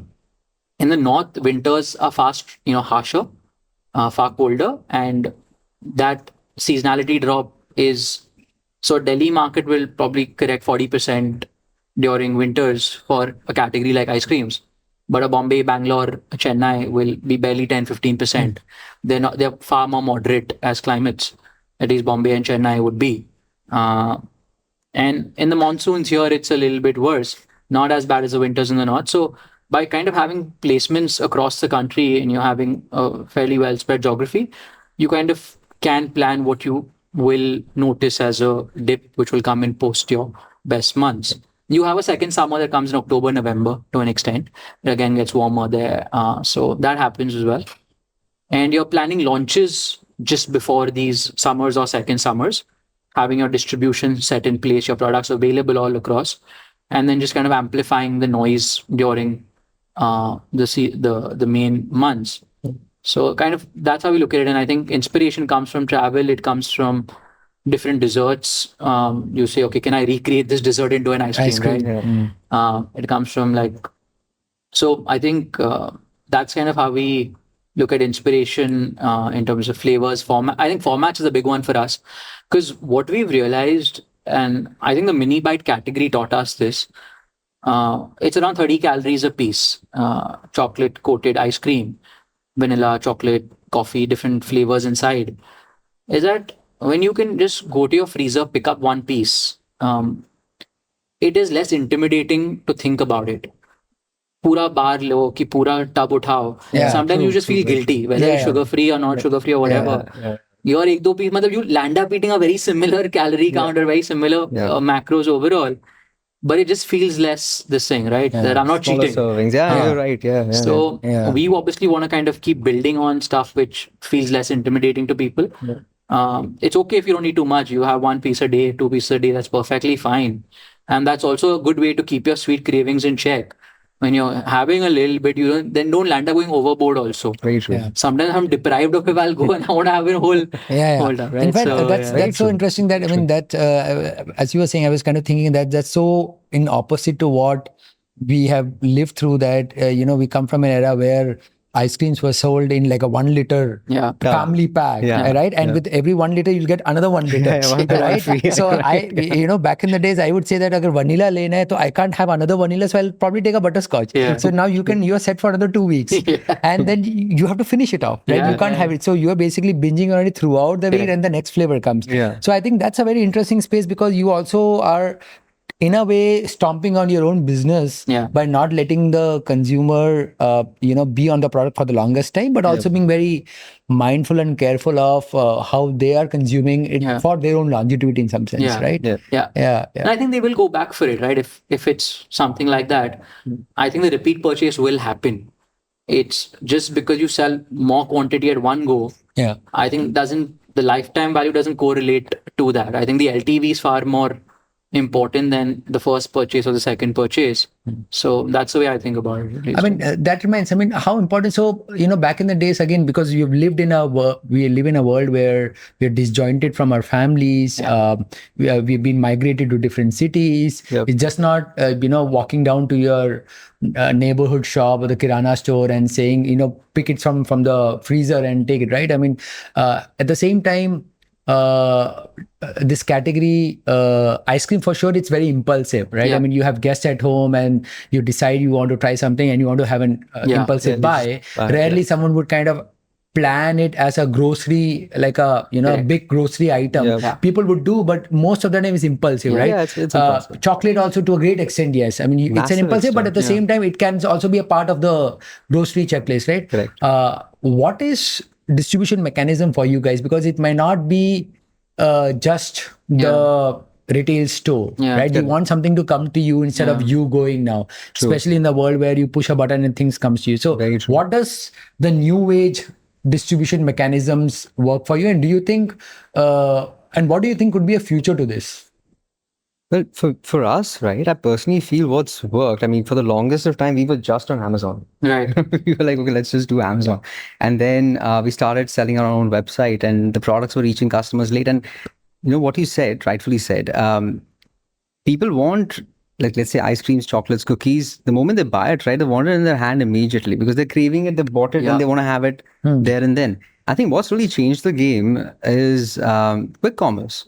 I think that has completely changed the way people are consuming all of these impulse, goodies that they normally buy. Because I know for a fact that if I want to eat an ice cream, for sure, I would definitely go on to a Zepto or an Instamart and buy it instantly, right? And this happens at 11 o'clock at night. It usually happens really late in the evening, you know, and Tabhi, a lot of people don't want to go to a Kirana store, you know, they don't want to like walk it all the way down and go pick it up. And I feel Zepto, Instamart, Blinkit, all of them, right, have been a blessing because you order it, it comes in 10 minutes, you've enjoyed it, and it's over, right? And I feel quick commerce is the future. And I'm sure there are lots of innovations that will probably come into that as well. I'm not sure what and how, but whatever's happening at the moment, I think it's completely changed the way India eats their food. You know, it's beautiful and buys their groceries in general. Yeah. And should be same relevant for you, right? Yeah, I mean, I think it's a very impulse-driven category. So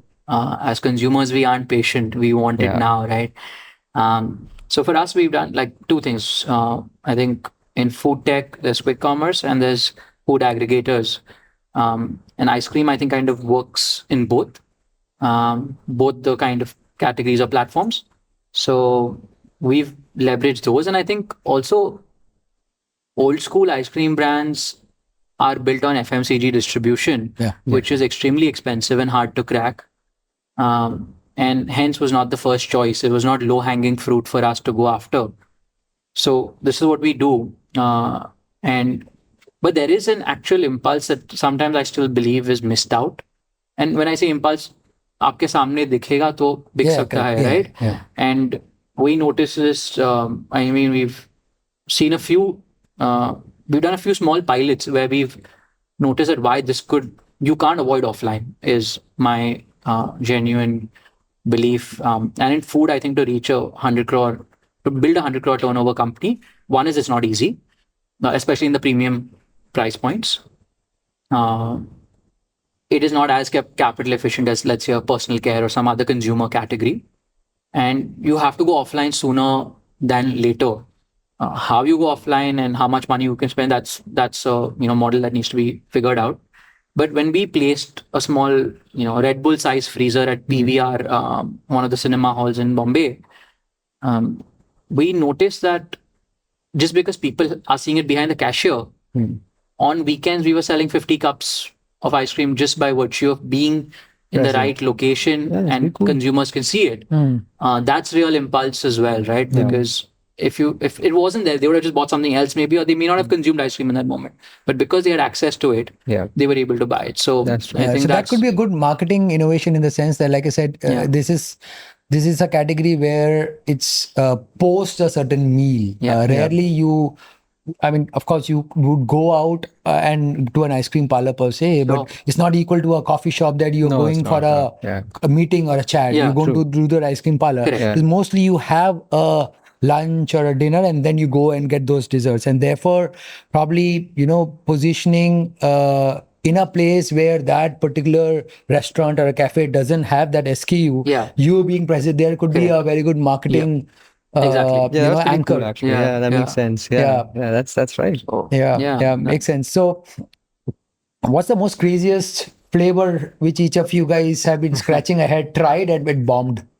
Tried and bombed. We tried to do a chai masala. With chocolate. It just bombed, man. Really? It just bombed. You sounds had nice, that craving actually. to crack. That sounds really nice. Right? I mean, I wanted to do it. The entire team wanted to do it. We tried to do it, but in chocolate. It was just not resonating with either chai or chocolate. It was tasting like soot. If you know what soot is. It was tasting exactly as ginger powder and clumped up. What you mean? Like clumped up ginger powder in your mouth. That is unnecessarily sweet. I think chai chocolate just did not work for us. And there's this brand out of the US that was selling a lot of it, and I was like, "Chalo, hum bhi karte hain." And then we decided to do it, and then it just did not work. And we had to pull it out immediately. We did not even. So it never went to the shelf. No. So we did. We did print the boxes. We did that 100 box wala thing. I don't think we sold those 100 boxes also, because for those 510 we had this review thing on the website, and that was like 1 star. The first person who bought it, I think, put 1 star. The second person put 1 star. We're like, shit, this is not going to work. Roll it back. And I just roll it back. What did you do with the 98 packs? I don't ask. It's probably still there somewhere. It's probably just there somewhere. But I think that flavor bombed. That just bombed really badly. So chai masala, it sounds very obnoxious. Someday I would come and try. What bombed for you? Oh shit, man, that's a tough one. I think I mentioned the chocolate orange one, which I yeah, mentioned yeah. earlier.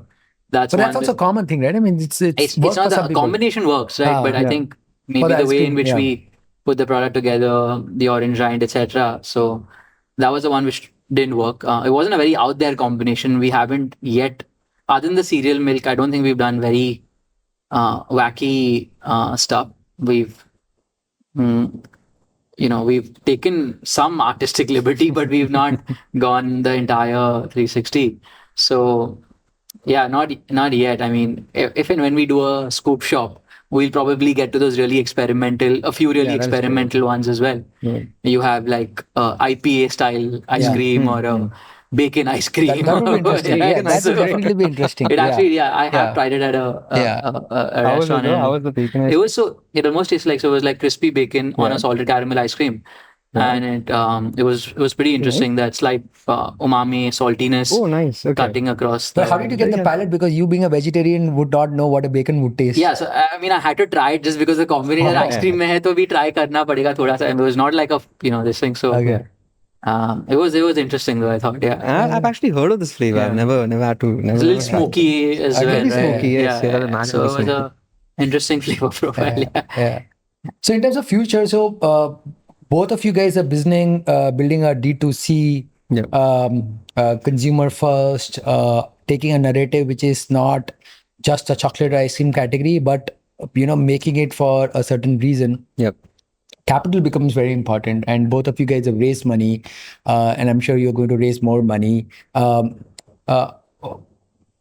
do you think outside capital is important to build a category like this, or it can be built in other ways? Oh God, now that's a tough question because both of us have Yeah, raised and money. I'm sure you So probably we say one I after don't get, think- after yeah. getting the money in the bank might have thought paisa lena tha ki nahi lena, or maybe now you're thinking you need more money. But Yeah, but do yeah, you yeah. think because you're doing everything different in terms of Correct. the playbook, and Correct. experiment comes at a cost. But do Very you true. think if you had to do all of that today, Yeah.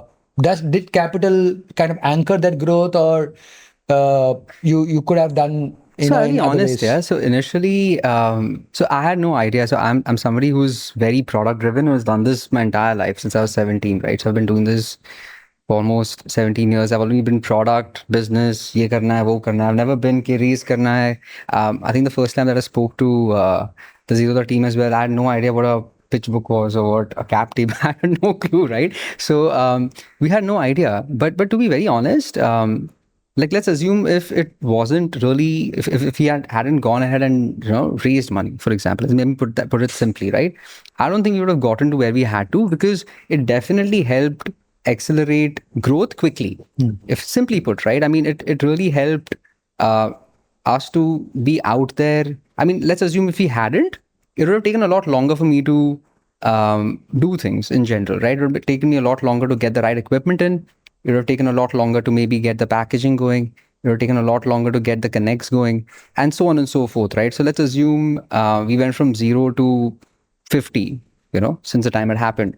We would have been at 0 to 10 or 0 to 20. It's not like it wouldn't have happened or we Yeah. wouldn't have survived. We Agreed, would have yeah. survived. Because growth, Yeah. the cadence of the growth might be a little slower. A lot slower is For what I sure, feel. yeah, Yeah, for yeah. sure. And I think that is where the amplification comes in for sure. It's the money, it's the connect, it's just everything as a package which helps to amplify growth and get the messaging out there a lot more quicker and in a very beautiful way, right? And I think that is also important. You don't want to spend 5 years or 7 years to do something when you can actually do it in 1 or 2 years, right? Yeah. And I think that is where it has helped us in Yeah, and the general. reason, one of the reasons why why I asked that is also so for you guys, the money race is also not to create a category. Category exists, right? Correct. It's for the other variables, right? Because Very you don't have true. to educate people that why you should eat chocolate. Yeah. People have been eating chocolate for Yeah. a long time and Yeah. eating ice cream for the longest time, right? Yeah. So, but yeah, I mean, you could say it could be the supply chain, the machinery, and all of that, right?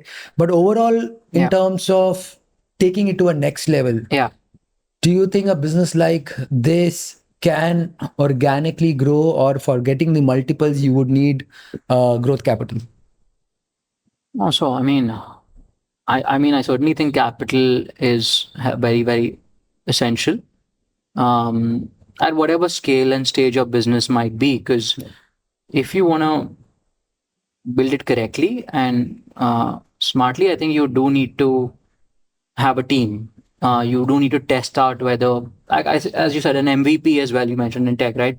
You need to know whether there's a product market fit or not. And the sooner you know that, the better it is, versus doing it for 15 years, 20 years of your life, and then knowing, okay, I've been doing this, and is this going anywhere, right? So, uh, and of course, if you can do it in your own bootstrap manner for as long as possible, you do that.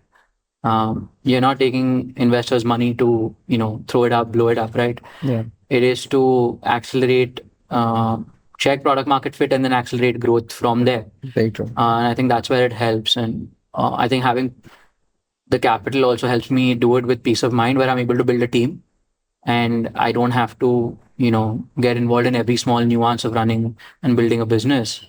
So helps me focus on kind of strategy and those kind of things. So yeah, I think it's extremely helpful, and I think the ecosystem has really changed over the last few years, enabling younger entrepreneurs, founders to be able to build their dream out. So I think it's great. So should we plug? I mean, are you raising more money, both of you? We are always Always in the been. So process. maybe this could be also a plug for potential Yeah. investors listening in that, if they want to get into a category which is giving healthier alternatives. Yeah, I think with strategic capital, Varun- it always helps, right? If there's Yeah. more than just capital, somebody bringing something else to the table along Yeah, with capital, absolutely. I think that's what we obviously Sure. look So for. yes, if you want to invest in, the two folks, you should find a way to reach out. We'll leave their coordinates. It will make it easy for people to reach out. No, this has been super fun, guys. And Thank you so one much. thing which I realized, which is also common, unlike in addition to both of you giving the sweet cravings, is that your life partners are also your business partners. Oh yes, they right? are. They're It's not here, unfortunately. Yes, but they are. Yeah. So tell me why that's not a good reason. I want each one of you to tell What's me not a why good that's not a reason? good reason. Oh God, no. Because I'm sure to please them, you will always say, it's great, this and that. But Yeah, give me yeah, one yeah. reason why it should not be. Oh God, I have a wedding to attend to. Don't do this to me. Okay, so why is it not a good reason, right? Do you want to go first on this? Yeah, I mean, shit, it's a tough one. We're going to be like held to this now. I know, right? Why? No, let me go easy on you. Rephrase it. Yeah, just rephrase it. Yeah, just rephrase No, it somehow. Thank you. I don't want the two amazing women to Yeah. feel ignored. I mean, so what I mean is that Yeah. there are few things which should click Yeah. for this partnership to really Yeah. work well. Correct. Right?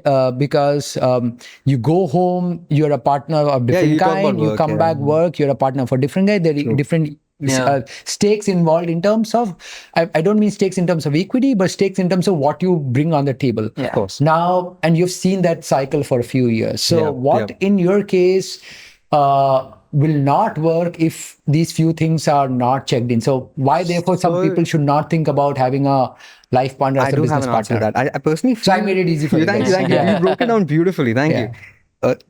The initial question was a little tricky, but yeah, see what I feel. What's worked for us, right? In general, is I'm somebody who's just focused on one end of the business. It's just your product and the business, and let's say the finances or whatever it is, the next factor, right? And she's let me do that. She's let me go through my crazy process of trying to build all these crazy things. We built another roaster for cocoa, for the cocoa beans that we have. And then, I go there, I try making these crazy cookies. She will not interfere in the process at all. She'll probably taste it and say, "Bakwas hai, yeah, acha hai." But that is where the conversation will end. She'll not come in and say, "Oh, add more of that or do more of this," or, never, never, never. She'll let me do that, right? And I will not interfere in her process, which is ops, which is just pretty much running the factory. Which is really having meetings with the HR, meetings with the accountant, seeing to it that the staff is operating properly, getting their KPIs in order. The entire nuts and bolts of the factory is actually looked at by her. And I will not step in. If she comes to me for advice, I'll probably give it. And if she has something to tell me, I'll probably hear her out. But I'll let her fix that problem and take care of that element of the business. And I would probably just take care of the other side of the business, that is just, your products and this and that and the other. And I think having this division makes it easier. Otherwise, the other person will start feeling you're stepping on their toes. And even either way, it's not very enjoyable then, right? And if you have this clear divide where, okay, I'm going to take care of this, you take care of this, but advise each other at the end of the day, and you can have a great conversation, the dinner table conversation, or right before you sleep, that, oh, this is what I did, and this is what happened, and this is what we can Yeah. do. I feel having that divide helps, and then somewhere down the road, your partner also starts becoming a big support for you because you're seeking advice from that person, and two people are not meddling into one thing, and I don't think that is required. So I feel Yeah, that so- has helped me. Yeah, so for the record, she here is Lipika. Yeah, And she is Lipika, she yes. for Noto is Ashni. Ashni. Yeah. So great women, great entrepreneurs, Yeah, absolutely. who are doing as good as the gentlemen. Oh, But tell me, better, where does the better. buck stop for Ditch the Guilt? Is it you or is it Lipika? Where is the, sorry? Where does the buck stop? Who pulls the final decision making? She. Okay. 100%. Yeah, we're playing safe, I know. I think in our case it depends on like decisions. Only if it's very specific branding related decision, then it's Ashni. Other things, it's me. I think the only challenge is really like going back home and not being able to switch off, cut off. Oh yeah, that's a huge a big thing, challenge. Yeah. and we have very animated discussions from time to time on matters which kind of maybe are overlapping sometimes in terms of, so responsibilities and divisions do get blurred sometimes in our case. I think broadly they're set, but I think there's so many things that are constantly changing in a startup that it's so hard to stay fixed on just one problem area, problem statement. And then you jointly have to take certain calls together and strategic. Sometimes I do feel like both of us are spending common time on one particular problem area, but two heads is better than one, is what I believe in a lot of those things where you can't easily decide what needs to be done. So I think it's a great anchor, great support mechanism, because you can trust that person 100%. There's no bias, no ulterior is true. motives in either way, right? So I think it's That's very true. overall, I'm very glad that we've been able So to. if you had an option of getting a co-founder, which is not your partner, Yeah. and now you're co-founder, if you had to redo, Yeah. would you go back and build the business with Lipika and Ashni, or would you do with we someone can't else? answer that question. I'm not I answering want this. to go back and again make it, tricky for you. It's not going to happen. All right. So, great. Thank you for Lipika and Ashni to be doing what they do, and they get to Thank be on the you. camera and they not. Next Thank you for time mentioning we them. Thank will, you. we will, Yeah, I think, they would get them here, not Camera the as well. guys who Oh, get yeah, that'd all be lovely. the They'd love to camera come. attention. But though this has been super fun, guys. Tell me what's next for the consumer who has enjoyed the Ditch the Guilt chocolates, who've enjoyed the Noto ice cream. What can they expect from the brand in the coming few months, Months? or in the future? In the What future? what do you think is exciting coming for them? So what we've planned to do is we've planned to become sort of a confectionery brand where our hero is the chocolate. So even with our cookies, 30 to 40% of the cookies actually chocolate. So in the Nice. future, yeah, buddy.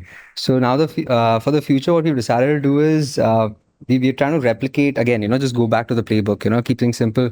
Replicate the things that people love.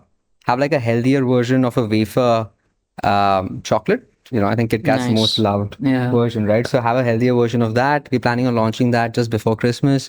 We also plan on doing just something that is very similar to a Snicker bar. So you have like the chocolate and then the peanut butter filling inside. Wow. So that's pretty much it, right? And sort of just keep innovating and re-innovating things that you love, Yeah. but have a healthier plug to it. I think that is what we're looking at in the future. Awesome. Yeah, terrific. So Snicker bar, a new version of the wafer chocolate. Yes. And a few others I don't want to mention And right now. It's work in progress. Yeah. All this is going to happen this year? This year. Oh, for the perfect. year Awesome. ends. So Yes, we have yes. just another quarter to go. So Yes. something to look forward. Yeah. What's exciting at Noto? Well, I mean, most of it is under the wrap, so I'm not able to Okay. kind of. talk Yeah, about so it's this yet. more new flavors. It's more strategic stuff that's kind Okay. of more flavors is a given, right? Sure, Every sure. month you'll see something new on the Noto Right. menu. I think Is there a new experiential, since you want to keep it more Yeah. tactical, yeah. new experiences in terms of touch point coming? Do you think that's a Yeah, I mean, I think we do feel that there's an opportunity there, so that's something we're working on for sure.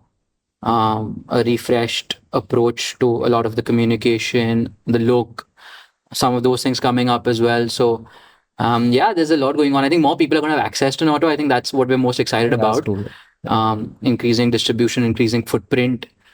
So yeah, A lot to look out for. Yeah. Exciting, super. Yeah. So I think next time we catch up, we will have more flavors to talk about. 100%. Possibly 200 crore companies sitting Fingers next and crossed. Yeah, Fingers for crossed. building sure. a very awesome category. But this has been super fun, guys. Thank you so much for having us. Thank you Yeah, for thank you so much for Thank you. having us here. It was great. yeah, I mean, really a pleasure to unpack the history. I don't know how much people knew about what we spoke today, Yeah. but I think people would also love. I don't know if it gets them to you. Maybe we can drop some discount coupon, a code sure, for yeah. people to go back and click on the link. 100%. The sad part is we are not influencers, so we can't people to ask them to click on the links. Yeah. But I'm sure for chocolates and ice cream, people would do People that, will, yeah, right? yeah, So, so if you're watching, listening, look out for a link. We'll drop a special coupon codes, and you can send your feedback to Varun and Abhishek. Tell them how much you love their ice creams and chocolates. That's a wrap. Thank you very Thank much, you so guys. much. Thank you, thank you, Great thank you. talking about the great brands you're building. Thank you. That's a wrap from me as well. Great conversation. I hope you enjoyed. Once again, the podcast was brought by Rainmatter Health. What we do here is to bring these stories of innovators, entrepreneurs who are building solutions to help Indians stay healthy. Rainmatter Health is also supports and invests in founders, entrepreneurs. So if you're someone seeking out help in terms of raising money or anything beyond that, we'll be happy to talk to you. You can reach out to us via our website, rainmatter.com, or find some interesting guys on LinkedIn. Send them a message. We'll be happy to hear what you build, and look forward to talking to you. And see you on the next episode with another innovator and entrepreneur building something in the health category. Thank you. It would mean a lot if you can send us your feedback. Feedback if you have tried Ditch the Guilt, if you have tried Noto. Feedback for me about the podcast, how we can improve. You can leave your comments on YouTube. You can send me a message on LinkedIn, Twitter, or an email. That would mean a lot and will help us understand how we are doing. Thank you and see you next time. Goodbye. Unpack the history. I don't know how much people knew about what we spoke today, but I think people would also love. I don't know if it gets them to you. Maybe we can drop some discount coupon, a code sure, for yeah. people to go back and click on the link. 100%. The sad part is we are not influencers, so we can't people to ask them to click on the links. Yeah. But I'm sure for chocolates and ice cream, people would do that, 100%, right? yeah. So so if you're watching, listening, look out for a link. We'll drop a special coupon codes, and you can send your feedback to Varun and Abhishek. Tell them how much you love their ice creams and chocolates. That's a wrap. Thank you very Thank much, you so guys. much. Thank you, thank you, Great thank you. talking about the great brands you're building. Thank you. That's a wrap from me as well. Great conversation. I hope you enjoyed. Once again, the podcast was brought by Rainmatter Health. What we do here is to bring these stories of innovators, entrepreneurs who are building solutions to help Indians stay healthy. Rainmatter Health is also supports and invests in founders, entrepreneurs. So if you're someone seeking out help in terms of raising money or anything beyond that, we'll be happy to talk to you. You can reach out to us via our website, rainmatter.com, or find some interesting guys on LinkedIn. Send them a message. We'll be happy to hear what you build, and look forward to talking to you. And see you on the next episode with another innovator and entrepreneur building something in the health category. Thank you. It would mean a lot if you can send us your feedback. Feedback if you have tried Ditch the Guilt, if you have tried Noto. Feedback for me about the podcast, how we can improve. You can leave your comments on YouTube. You can send me a message on LinkedIn, Twitter, or an email. That would mean a lot and will help us understand how we are doing. Thank you and see you next time. Goodbye.